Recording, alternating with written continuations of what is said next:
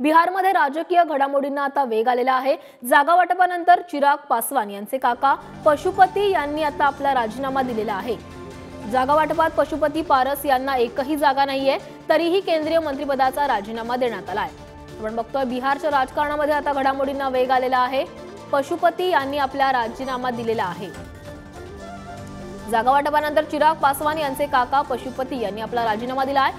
जागा वाटपामध्ये त्यांना एकही जागा मिळालेली नाहीये, मात्र तरी देखील त्यांनी आपल्या केंद्रीय मंत्रिपदाचा राजीनामा दिला आहे। तर याबाबत अधिक माहिती देण्यासाठी आमचे प्रतिनिधी शिवाजी काळे आपल्यासोबत जोडले गेले। शिवाजी, बिहारमध्ये आता राजकीय घडामोडींना वेग आलेला दिसतोय। पशुपती यांनी आपला राजीनामा दिलेला आहे, काय अधिकची माहिती आहे? केंद्रीय मंत्री असलेले पशुपती कुमार पारस हे चिराग पासवान यांचे काका आहेत आणि चिराग पासवान हे रामविलास पासवान यांचे चिरंजीव आहेत। मध्यंतरी दोन्ही पक्षामध्ये फूट पडली होती आणि दोन्ही पक्षामध्ये फूट पडल्यानंतर पक्षाचे चिन्ह आणि नाव हे विभागलं गेलं होतं।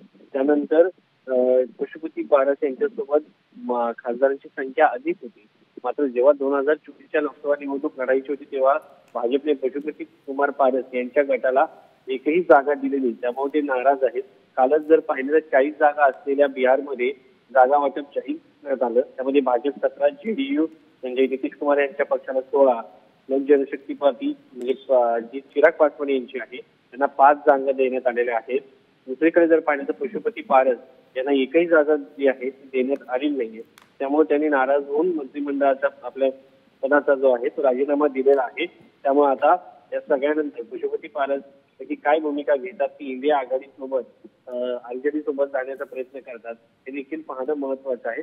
बिहारमध्ये नुकतंच नितीश कुमार यांना भाजपने सोबत घेतलं होतं, त्यानंतर आता चिराग पासवान यांचे चिरंजीव यांना 5 जागा दिलेल्या आहेत। त्यांना अधिक जागांची मागणी होती, मात्र 5 जागा दिल्या।